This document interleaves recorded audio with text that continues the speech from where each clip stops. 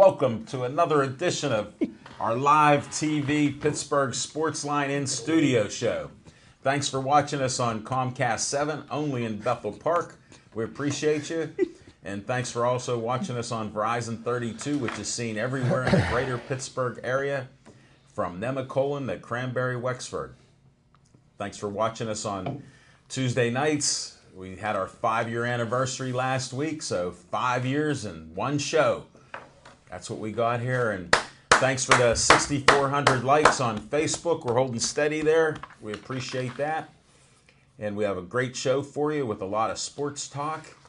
And we start our show off with What's on Your Mind. And I'm Al Levine, the Talking Machine. Chip Hayner's here. Smoking Jim Frazier's here. I don't know who he's supporting. Cubbies, Chicago. It looks like a Bulls hat. Chicago. Cubs and Bulls don't look the same, buddy. Chicago. Like I said before, he's an NFL scout. If it's your first time watching this, he's a Steelers scout. He really doesn't know baseball. He learned baseball on this show. And I thought of him the other day at the game when Kershaw shut out the Cubs. This is to you, Smoking Jim. I'll interrupt this. The last pitcher to shut out the Cubs was back in 1918. Wow. And he had a name. He was one of my favorite baseball players of all time. Sandy Koufax. The Babe. Babe Ruth.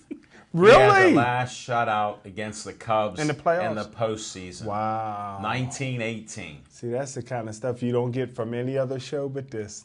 Great job. And and Alan, thank you very much. That's great trivia, because that's the kind of stuff I live for. Is it on YouTube? No. It's just out there. And we're going to start the show in spite of the Bulls hat that Smoking Jim Frazier has, because the Cubs lost. And Smoking Jim usually does the opposite. Not to tip off what he does, but the message isn't getting carried very far. So it's a Chicago hat. What's on your mind, Smoking Jim Frazier? Thanks, Al Levine, the Talking Machine. And if you want the green, It's coming at you. you got to see Levine. Hey, just real quick, young man from Armstrong High School, who I think a lot of, Zane the Train, called me up a few weeks ago and asked me he's about to sign with Yale or Harvard, but he asked me if I could get him into Stanford, and I says, hold tight, I'll get you in. And he's been experiencing a lot of reverse discrimination because he's a white running back, but he gained 2,000 yards last year. 3,000 yards, on pace for over 3,000 yards this year. He's the fastest guy in the WPIL, maybe the state. He deadlifts 655 pounds, but we're going to keep going. How big is he? He's 6 foot, 195 pounds, which is good size in high school. But any hoot, Good luck with that. he's deserving again of Pittsburgh Sportsline Player of the Week. But like I told him, and I've told everybody else here, he'll never win it again for what he did to Gateway. 356 yards rushing, no call for that. So we're moving on. He didn't put 400 on him. Yeah. Although He went easy on him. Gateway shut him and Armstrong down in the second half. They did win that second half. But who won the game? But, Who won the game? But we'll Technicality. Gateway, we'll see Armstrong again in the playoffs. But like I said, I like Zane, but he'll never get Player of the Week again. But the Player of the Week is going to Central Catholic's senior running back, J.J. Younger. He had an 89-yard kickoff return. He had 2 scores of 43 yards and 12 yards in a 62-0 shutout of Altoona. Not sure how many yards he rushed for, but he's worthy of Player of the Week. Smoking Jim, how do you forget a detail like that? And that's what's on my mind. That's why it's always interesting how you won't let other guys do a repeat. You won't put guys in there when they're shut down in the second half because they're not playing. You never cease to amaze me, Smoking Jim. What else do you have? That's it. Just one player. Yes, sir. Usually you mention other players and teams. No honorable mention this week. No. Keeps me on my toes. We'll go to Chip Hayner. What's on your mind? Okay. Well, good evening, everybody. And I know I'm going to make my friend Jim quite happy with what's on my mind. But what's on my mind is lately I've been hearing quite a bit about how the television ratings have been consistently dropping week in and week out for the NFL. And there's a lot of speculation as to what could possibly be the cause of this. And I am, just to make sure I preface this properly, I am going to offer my humble opinion. Like we are all entitled to our opinions, whether you agree with it or not. I don't care. But my take on this is the NFL has gotten to a point where it's just getting so ridiculous that I find it hard to watch it and to really enjoy it anymore. You know, we're going to, the NFL has fined players for excessive celebrations after touchdowns or after plays because they don't feel that that belongs in the game. Yet they continue to let players maim and maul one another and intentionally try to injure people and end their careers prematurely. Yet these people continue to get to draw paychecks week in and week out. What am I alluding to there is if anybody saw the Cincinnati-New England game this weekend, our old friend Vontaze Burfict, and it only took him 3 games before he completely lost his mind again. But this guy should not be allowed on a football field in the NFL. Now, we were all brought up on the NFL. Myself, there was clotheslines, there was head slaps, there was every other thing that you could imagine, you know, and that's the way we thought the game was played. But the game has evolved, and now we're trying to make it a kinder and gentler car accident. So, you know, we're worried about the player's safety. But, you know, we're fining people for celebrating accomplishments in the end zone, and we're not going after the players that are deliberately trying to hurt their union brethren, okay? So these guys are all brothers in the same union, yet they're trying to hurt anybody, and the punishments are inconsistent, and the punishments are inconsistent because the players were foolish enough to give Roger Goodell the power to punish whatever he feels like punishing. You know, fine anybody any amount that he wants to, any length suspension without any proof or evidence. I mean, look at Deflategate, you know? Yeah. You know, there was no evidence that Tom Brady did anything wrong, but because he didn't cooperate with the investigation. You know, that is number one. Number two, Thursday Night Football. It's a joke. The matchups they put on this year are deplorable. The level of play is subpar. Players are getting injured at a record pace. And these guys are getting paid millions of dollars. These are important assets for each of these franchises. And subsequently, the players spend most of the year drawing a paycheck without actually doing their jobs. Thursday Night Football, I think it should go away. There's only 2 games that should be played on Thursday in the entire NFL season. One in Detroit, one in Dallas on Thanksgiving Day. All the rest of them should go away. How does a player's body heal in 3 days from, you know, being in nothing less than multiple car accidents every Sunday afternoon? So, you know, there's that. And then, of course, you know, you've got the clown in San Francisco and everything that he's got going on. And people are just getting a little fed up with all of this nonsense in the NFL. Personally, myself, I find it, well, especially this past weekend, I found it extremely difficult watching the Steeler game. Maybe because the Steelers didn't show up. I guess they missed the team bus. A bunch of imposters put on their jerseys and went out and pretended to be the Pittsburgh Steelers. And subsequently, Ben, well, he had surgery yesterday, so, you know, they're going to get it together, and Landry Jones is going to make his first step towards the Hall of Fame this weekend by beating the New England Patriots. But the NFL is just, you know, there's just so much ridiculousness going on. You've got Odell Beckham Jr. acting like a clown, Antonio Brown, who thinks he can do and say whatever he wants, multiple fines. And then you watch at the end of the game last week when the Steelers were in the hurry-up offense, he's walking back to the huddle while the rest of the team's lined up and has to wait for him to get onside. Was he pouting again because he didn't get his numbers? I mean, why is he even playing if that's the way he's going to act? But I'm a little fed up with it, and I hope the ratings keep dropping because maybe they'll get the message. Thanks, Chip. Appreciate it. What's on my mind is the Steeler game. I was pumped up for the Steeler game. I got deflated. Love the reference going into New England week. Exactly. And team just didn't show up. It was terrible throughout the game. It was rough when Big Ben got that injury that who knows why he even come back. They weren't running the ball. They weren't playing. They weren't defending the ball. It was just a brutal game to watch. I'm a Steeler fan, so I struggled through the whole game. Yeah. It was a brutal game to watch. It's painful. Remind me of Philadelphia. And on your point about watching games, I've watched numerous games this year, and without having an interest in it, I don't watch many of them for long because I'm noticing a lot of the games just suck. The games that they're putting out on the field with the two teams, it's just ridiculous football.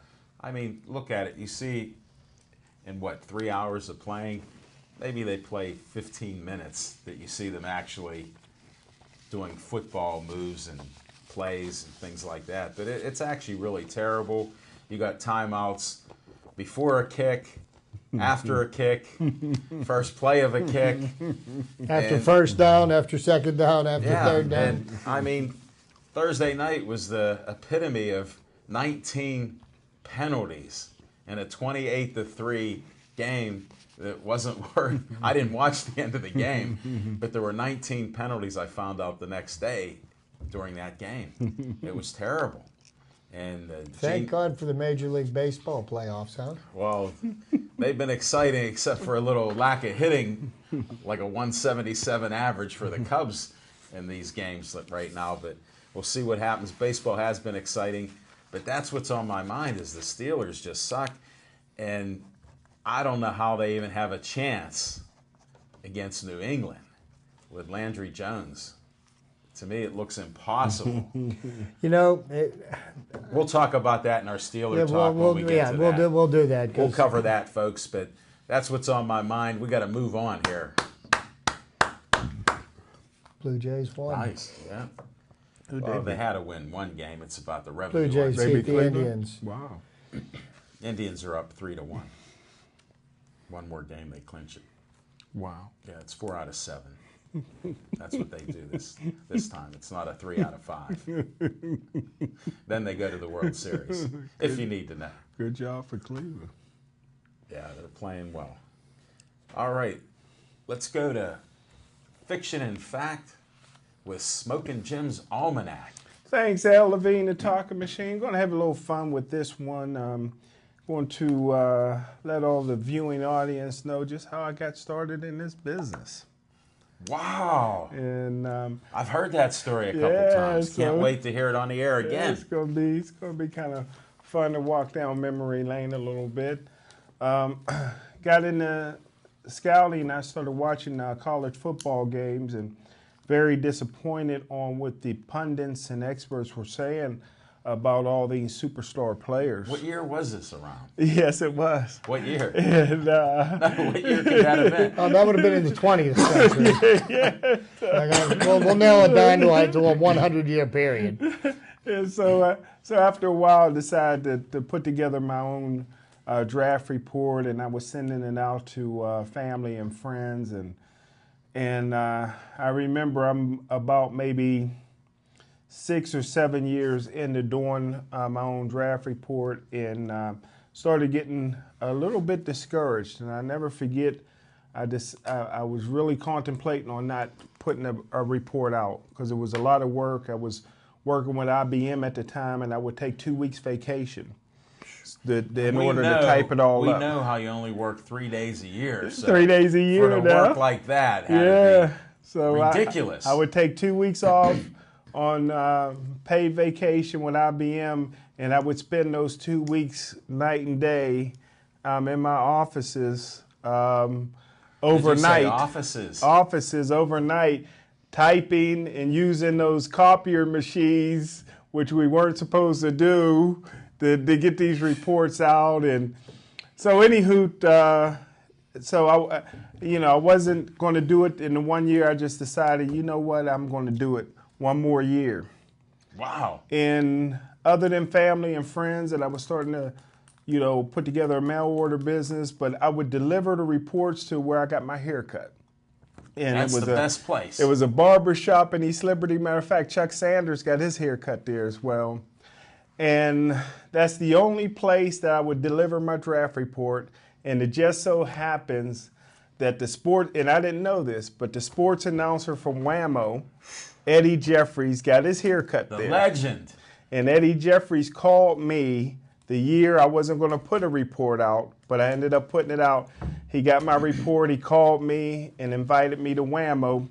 But I was kind of arrogant in those days. No. And instead of taking off from IBM, I think Eddie's show was 11 o'clock in the morning.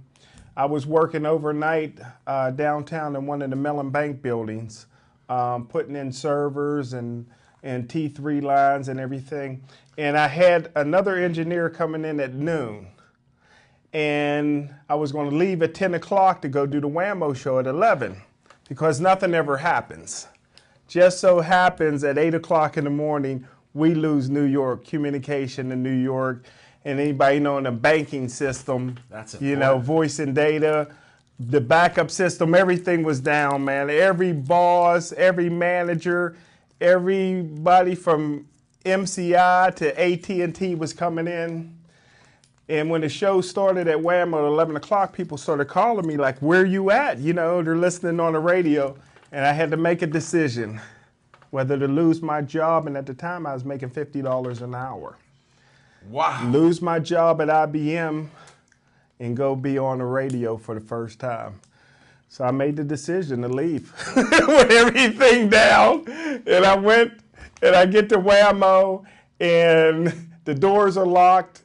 It's a black-owned radio station, of course, so there's nobody working, no security at the door like they're supposed to be. I'm in the middle of the street, getting ready to lose my job. So finally, a security guard, he must have woke up, let me in. I go upstairs, I get there, and Eddie Jeffries is interviewing a professional wrestler from one of those small, and I'm looking at him like that, like I'm about to lose my job. I'm sitting here and I got to wait an hour while you interview this professional wrestler.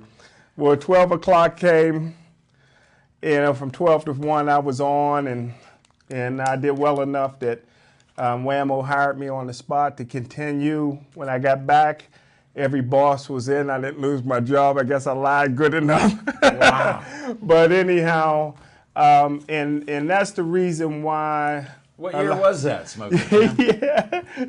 And the moral of the story is, if it wasn't for Eddie Jeffries, I probably never would have gotten the opportunity to write in a newspaper, be on the radio or TV. I look at my man Chip, who's as good as any reporter that I've seen on TV, locally or nationally. Thank you. And he probably wouldn't have got the opportunity if somebody didn't extend the opportunity. And now Al Levine, the talking machine, anything he put his mind to, he was going to do. He'd have been on TV regardless. But guys like Chip and I, it was just one person that opened up the doors. And I think that's why when you see a lot of things that we do at different restaurants or, people that we shine lights on, it's because these are somebody that maybe somebody else wouldn't give them the opportunity, that they have a lot of ability. And we open the doors for a lot of people because there was people who opened the doors for us. So that's my fiction and facts from Smoking Jim's Almanac. Thanks, Eddie Jeffries, for getting your hair cut at the one place that I went that I never even knew. Unbelievable. Did he just have a birthday, Eddie? He just had a birthday and I didn't know it. I was talking to him on the way. We're supposed to get together to celebrate in 5 days Dirt Winston's birthday, former Steeler. Nice. Him and Eddie Jeffries are best of friends, and Dirt has given me scholarships for players locally Dirt over Winston, the years. I dearly remember watching him flatten somebody in the end He zone. reminded me of Perfect. And in the AFC Championship game against the Houston Oilers. Yes, But you know what, Jim? That was a different world. We're not comparing apples to apples here, my friend. In other words, Smoking Jim hasn't changed since that XXX year that he got involved in this in the 7 years before that when he was just doing it for family and friends. The NFL It's still a mystery. The NFL of today and the NFL of 30 years ago are not the same thing. They wear the same equipment. And the field's still 100 yards, right? Okay. Some people just live in the past. There you have it. Thanks, Smoking Jim. Thank you, sir. Appreciate the kind words. All right, let's go to Chip Hayner's trivia time. What do you got? Thank you, Alan. Well, we've got the baseball playoffs going on, and the latest update is the Toronto Blue Jays avoided being swept by the Cleveland Indians, and they beat the Indians 5-1 today. So they live to fight another day. Will the Blue Jays bats wake up? We shall see. We shall see. A little later on tonight. Maybe there's no conspiracy. Maybe that conspiracy isn't happening. The Dodgers and the Cubs tee off at 8:08 tonight. Rich Hill's pitching for the Dodgers. And Jake Arrieta's on the mound for the Cubs. And if anything Arrieta has proven this year is he is beatable. So A lot of ex-Pirates on Toronto, right? 2. Okay, I thought it was about 5. Joey Bats. Batista. Oh yeah, well yeah, that was from the Pirates from a long time ago. Joey He Bats. couldn't hit here. He was injured. He couldn't do anything here. But neither he wasn't the only person that couldn't do anything here. I seen the potential. Yeah, you did. You didn't even know the game. You did. Okay, so some of my trivia for tonight is going to be related to the baseball playoffs. And the 4 teams that are left are the Dodgers and the Cubs and the Indians and the Blue Jays. And there were 5 players to homer for 4 different teams in the postseason.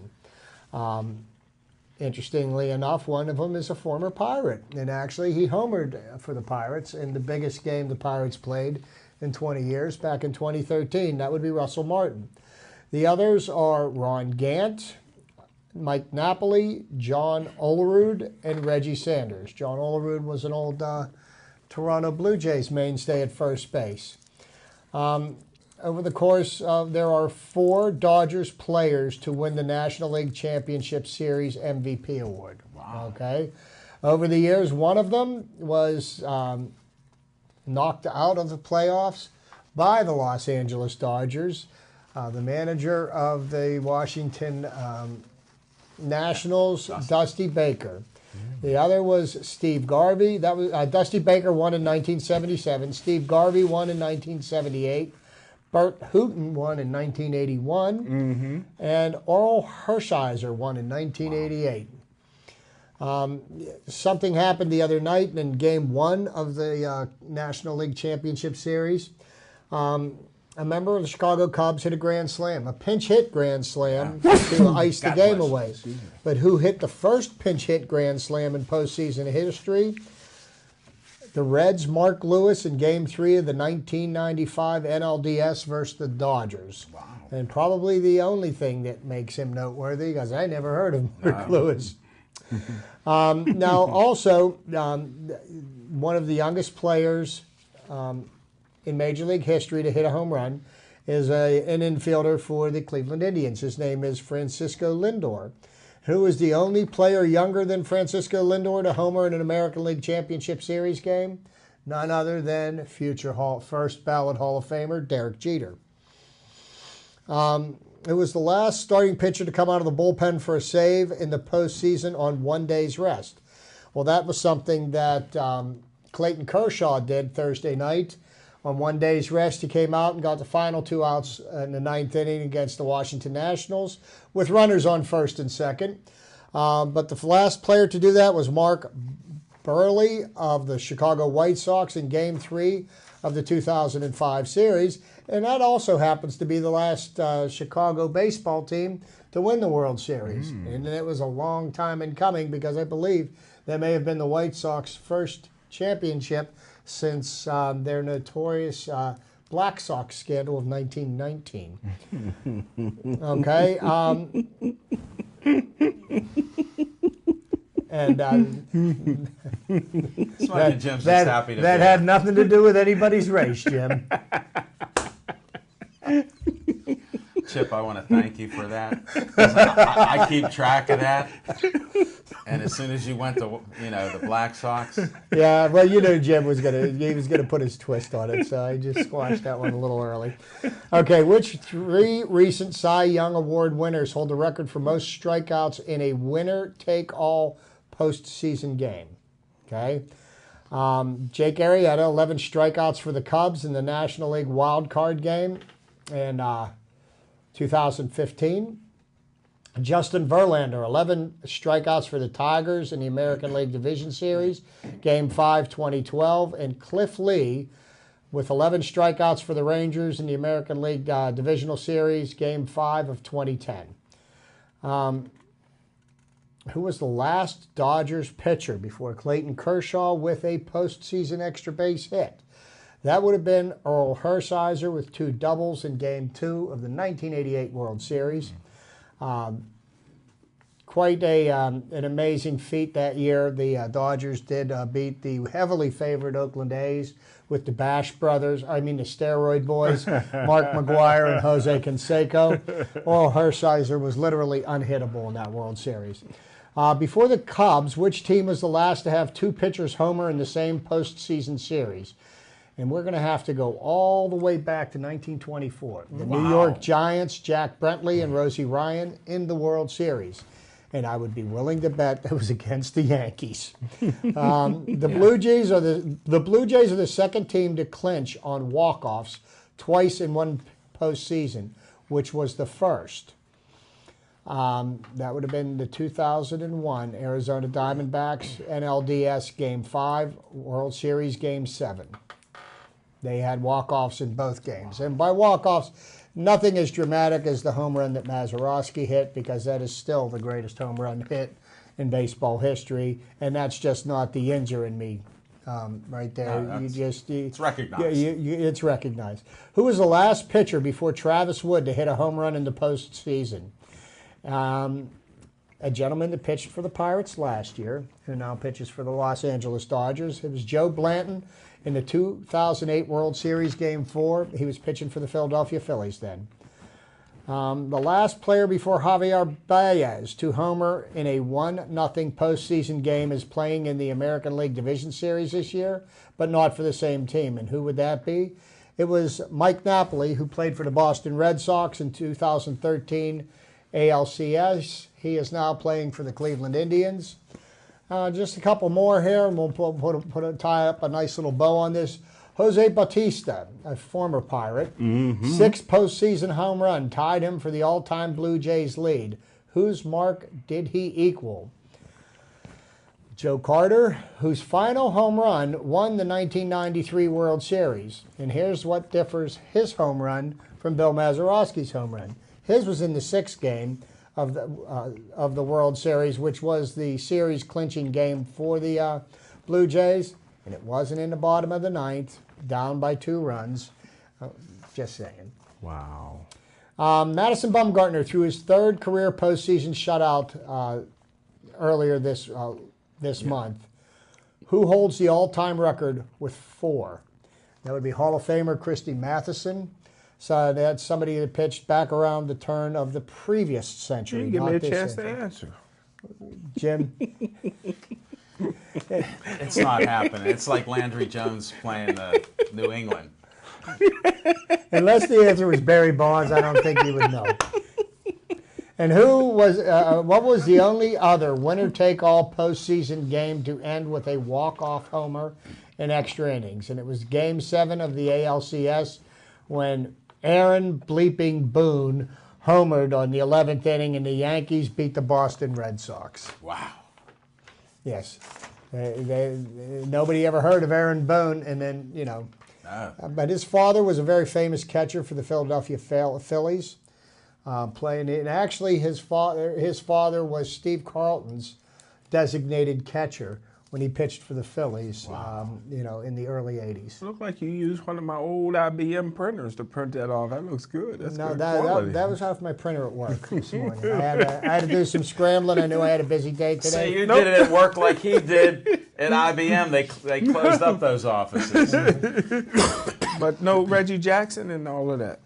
No, Mr. no. October. Well, you know what? See, I'm gonna go with, when we get to the World Series and we find out that the Cubs didn't make it, okay, and I will come up with World Series trivia, and it'll be some interesting stuff. But the interesting thing about the Reggie Jackson, if you want to make mention, 1977, Reggie Jackson hit 3 home runs on 3 consecutive pitches by 3 different pitchers. But up until that time, he was 2 for 17 in that series and hadn't really accomplished much. But one game turns you from Reggie Who to Mr. October. That did it. Thanks, Chip. You like that? First, I want to thank our sponsor of our show, Olive Oil's Pizzeria, 412-831-1900. Always a great pizza, and that steak hoagie's delicious. Yes, sir. We appreciate it. Thanks again, Olive Oil's Pizzeria. Then with the Joey Fabus Childhood Cancer Foundation, this is a picture with Joey before DIPG and after, and it's a dreaded cancer. They're trying to find a cure for it, so check out the Joey Fabus Childhood Cancer Foundation. They have a Halloween party coming up. Just check it out on Facebook. It's on the 22nd, so they got all kind of fundraisers throughout the year. And we end the show with Stay Joey Strong. Now here's the Bethel Park Community Foundation for grants and organizations, $100 to $5,000. And I talked to a couple members there, Dan Duff in charge of it. He said if somebody really has a group that they want something, we'll get the money to fund them, to help them in the community here. That's what we do. So I keep putting it out there. Check out bpcf.org. You can get the application there. And if you have a group that wants to do something with kids in their neighborhoods, check it out. There's plenty of opportunities there. On our section with On Location, we'll be at Atria's PNC Park for a show at 7 o'clock to 8. We got guests lining up right now as we speak, and we'll have a great show for you. Check it out.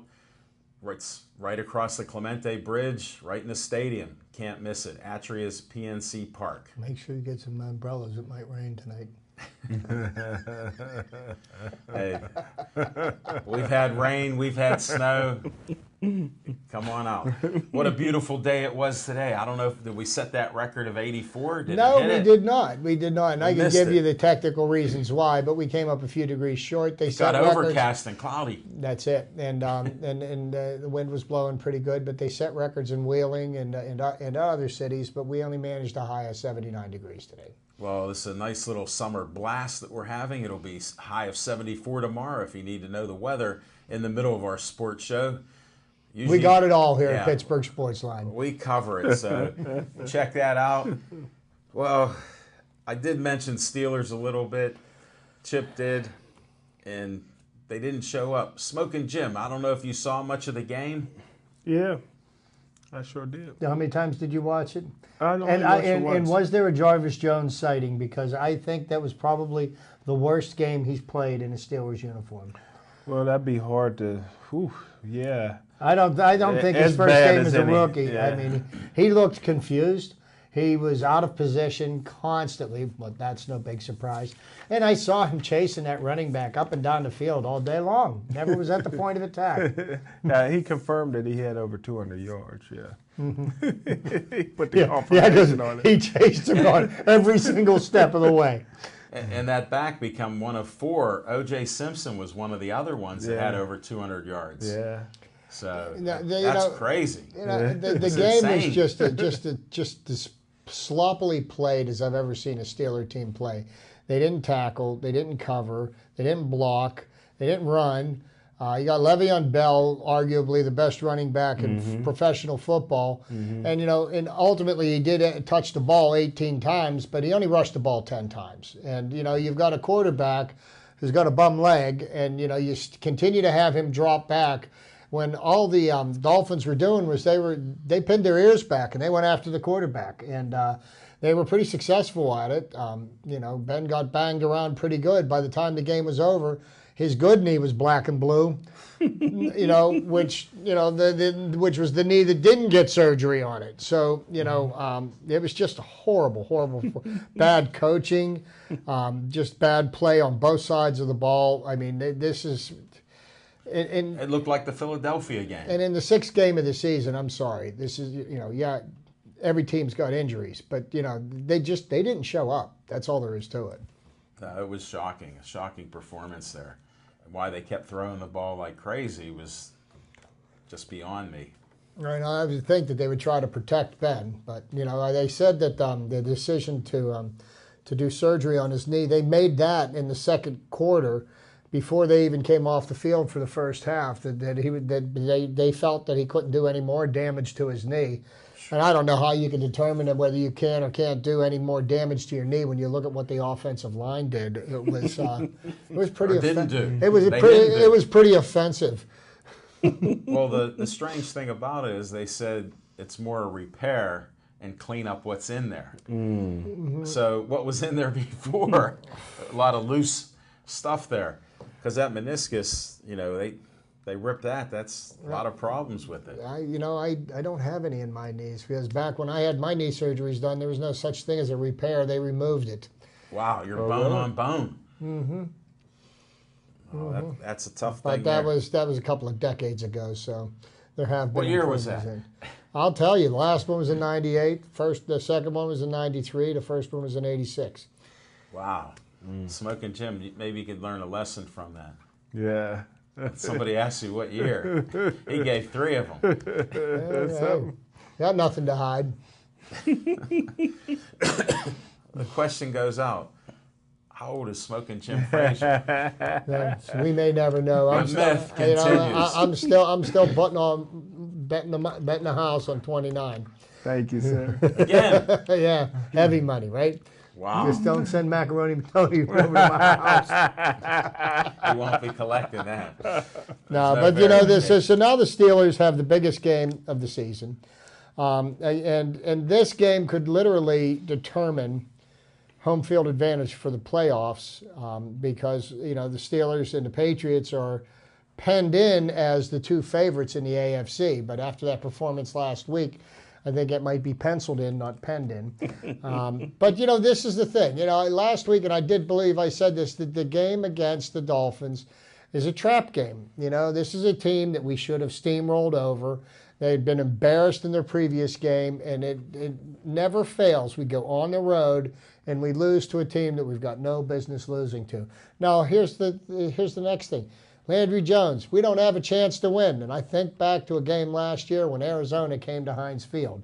And what did Landry Jones do? He pulled a shocker. So I'm keeping my fingers crossed because I'm a Yinzer through and through that the black and gold is going to find a way to befuddle Belichick. What do you think, guys? Smoking Jim, I need your opinion on that. On which one? Landry Jones. Oh. Winning the game. Well, Landry Jones is not NFL caliber quarterback. He's a golfer. Which Todd Haley, which Todd Haley enjoys beating up on those backup quarterbacks and starting quarterbacks on the golf course. It's a shame that in this day and age, the Pittsburgh Steelers, with Ben's history and the way he plays the game and his age, that they don't have a backup quarterback to keep this train going. Pittsburgh's not a very good team because one of the main reasons is, of course, the offensive line is overrated and they're getting exposed because over the years, this offensive line has flourished against 3-4 teams. Now you've been putting a 4-man, 4-3 team that is learning to play with the NFL personnel called a wide 9. So you're putting 4 outstanding defensive linemen on the field, and you're widening the defensive ends, and they're finding out that Jesse James is the worst blocking tight end to ever play at Penn State. And when you already have linemen who really can't handle big, burly defensive linemen, the only one on that line that played any kind of ball was Pouncey. Pouncey is playing at a Pro Bowl level. The Steelers, hopefully they'll get what they've been waiting for since his first migraine back, Green at tight end. If they get him back now, Jesse James is a big target at 6'7". He got soft hands, and I like the things that he does well. But now you get a guy that's 6'6" with 4.4 speed that can stretch the field. All the Jergen lotion in the world's not going to soften the hands of Coates. He got broken bones. Yeah, he got a lot, but he dropped passes at Auburn. He dropped passes in the preseason with perfectly good hands. His dad must have been a bricklayer. But anybody that thinks that they don't miss Martavius Bryant on his football team is crazy. That's a once. I haven't seen a talent like that in a Steeler uniform since John Stallworth. Running the game, last week you should have gave the ball, like Chip alluded to. They could not stop Le'Veon Bell. He should have had 40 carries. Continue, though. He should. There's 3rd down and 1. He's running all over those guys. 3rd down and half a yard. You got Landry Jones almost throwing an interception. I mean, I don't blame Landry because he's not an NFL quarterback. He's running the plays that are told to run. Right. He's not calling his own plays. He's not Bradshaw. This team got more quit in it than I've ever seen. They don't hit, but Big Ben runs his mouth and say this team is getting beat up in practice. You're not even allowed to hit anymore. You're in shorts all the time. This team's well, not. on that point, all the teams are limited in what they can do. They all Exactly. have to do the same limited amount. Like Tuesday, you don't even practice. Exactly. So, to me, whatever he did didn't even matter. Well, I said it before, and I'll say it again. Ben needs national recognition. If he's not getting, he'll conjure up something so that he's on the national spotlight. He just needs that, and he did that. He might have did it with a fake injury. I mean, I think the meniscus needed cleaned out anyhow. They said it was cleaning out bad stuff. It's funny that you mention that because on the play where he got injured, it did seem like he did like hyperextend his left knee a little bit. There was a little hitch to his giddy up. But he wasn't on early in that game before he got hurt. Good point. It seemed like it looked like Philadelphia. I mean, so so if he was off like that. It's just like hey, if you're a baseball pitcher and you can't throw your curveball for strikes, you throw fastballs, you throw changeups, you throw sliders. Or you hand the ball off. So if you're off on your throwing, you've got the best. Le'Veon Bell, he sat the first 3 games. Run him until the wheels fall off. That's what they did to Willie Parker. I remember Tomlin saying that. I'm going to run him until he can't run anymore. Well, what happened to that theory? I don't know. Well, yeah, good point. I'm not a guy to go out much, but I've been to South Beach quite a few times. And, really? And the place is beautiful. You need some money to really enjoy yourself down there. But the women are phenomenal. Are we talking football? And we're talking football because I believe that the Pittsburgh Steelers enjoyed themselves, especially the veterans. That's why Timmons was throwing up. He was throwing up what he was drinking the night before. And that defense looked like these guys were out and they fell in love the night before, and they broke curfew. Wow! And they looked like you hear it first, folks. And they looked the same way that I said when I predicted that underdog Green Bay was going to beat the Pittsburgh Steelers in the Super Bowl because Hines Ward and that group was in every strip club in Dallas where Green Bay was taking the game seriously. Steelers almost came back to beat them, but they dug themselves a hole. Look at this. They went through their entire training camp at Latrobe, which is notoriously a very hot, humid place. Yeah.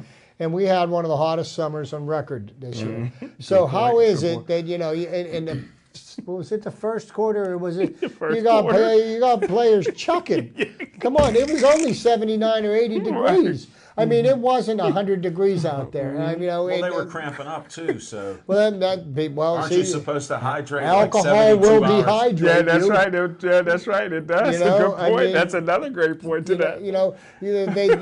I was always taught, because I work outside in the heat. And when you start hydrating yourself to go out in that heat is when you first wake up in the morning, not before. You don't start trying to hydrate yourself while it's pouring out of you. It doesn't work that way. So, I'm nobody. I'm not a professional athlete. How come I know this? And we've got professional trainers and doctors and the best. They even say professionally for the game, 72 hours ahead of time, you should be hydrating. Sure. Wow. 72 But hours. they've got the drinking best extra. UPMC, the best medical staff in the world, and these Well, guys don't know It's like the enough coaches.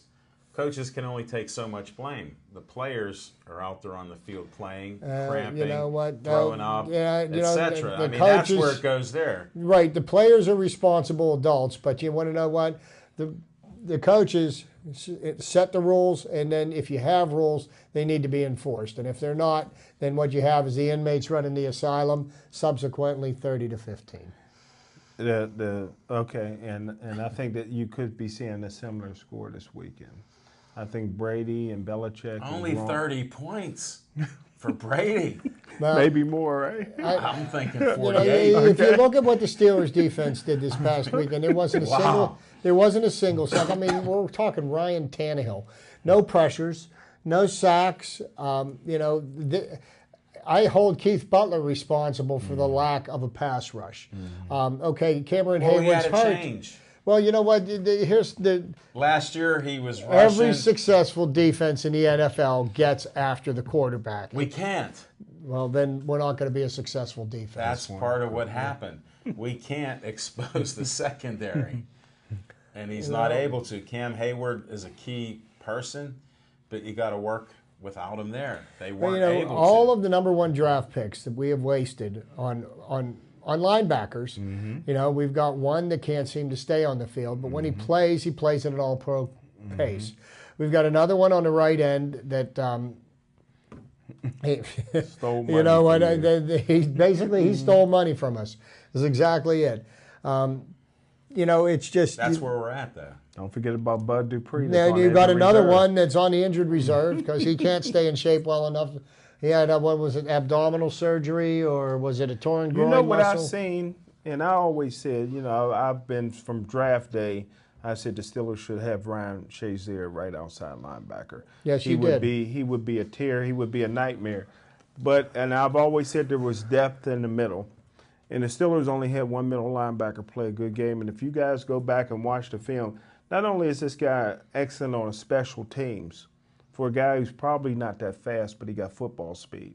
He's always making a tackle. But at linebacker, he was the only linebacker that played well, was the white guy from Temple.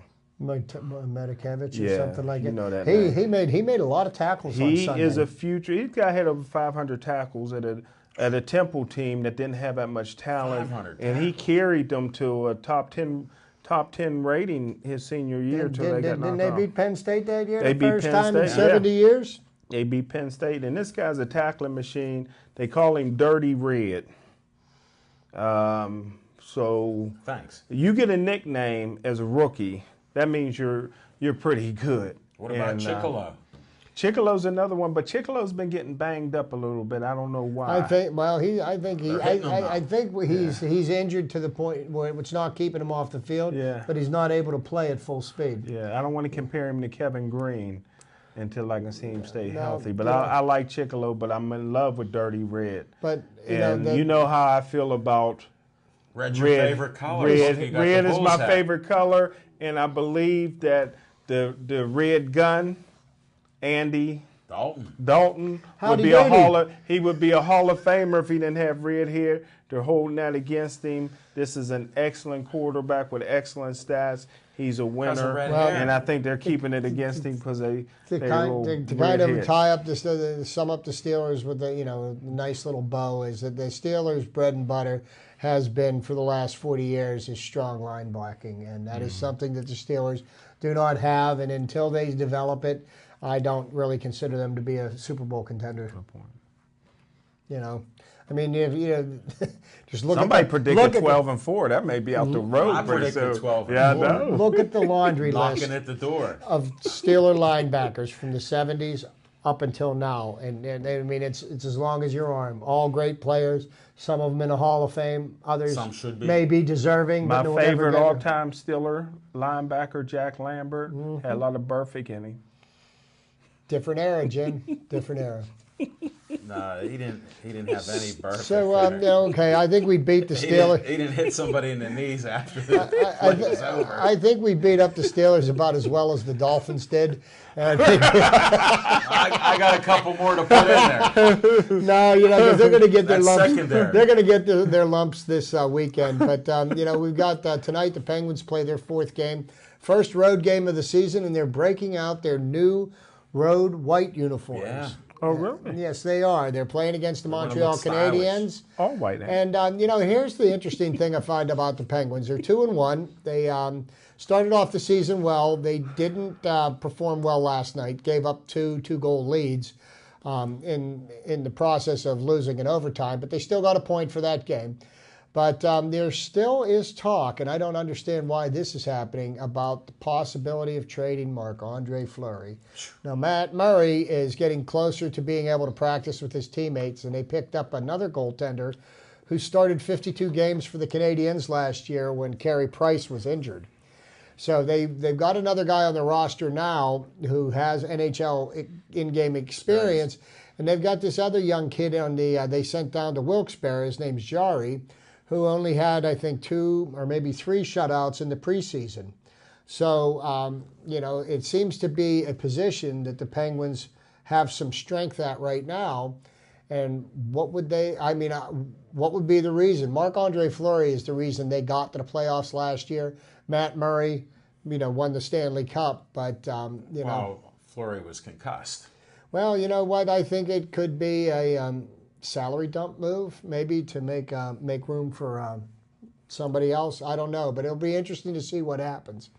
I'm disappointed in both of you guys. I thought you guys would be talking about the real story in hockey, maybe the story that'll put hockey back on the map, because as great as the Penguins have been doing, they're not moving the dial, and the dial hasn't moved in hockey significantly since the great one retired, Gretzky, but it looks like their new great one, a 19-year-old kid with 4 goals in What's his his opening name? debut, 19-year-old kid. What's his name? That's what I got you guys for. Austin Matthews. 4 goals Austin, his first 4 game. goals in his first game, but You got to And love his that. mother's Mexican. He's half Mexican.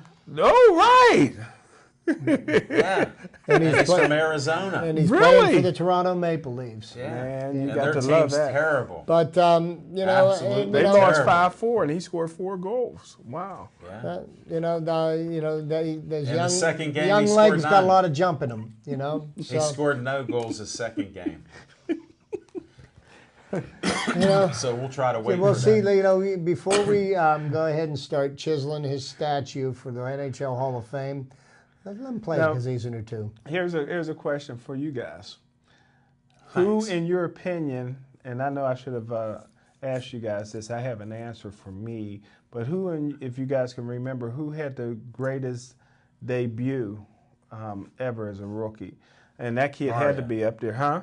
Mario Lemieux. No, I mean in any sport.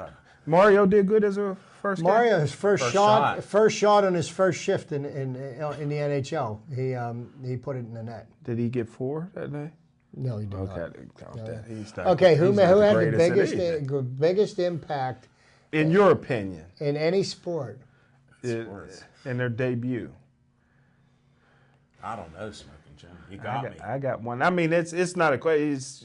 It's up to you. I mean, that kid may have gotten it, but I have one that I think I he's would the- put up there. He's the youngest and only one to score 4 goals in his debut. Well, being Mexican, hold him back a bit. I shouldn't have brought that out. You're throwing the race card in. Oh, You know, Trump does that. okay. So I've got somebody who Great stuff. who created his own mania in the early '80s. He pitched for the Los Angeles Dodgers. Fight the blue.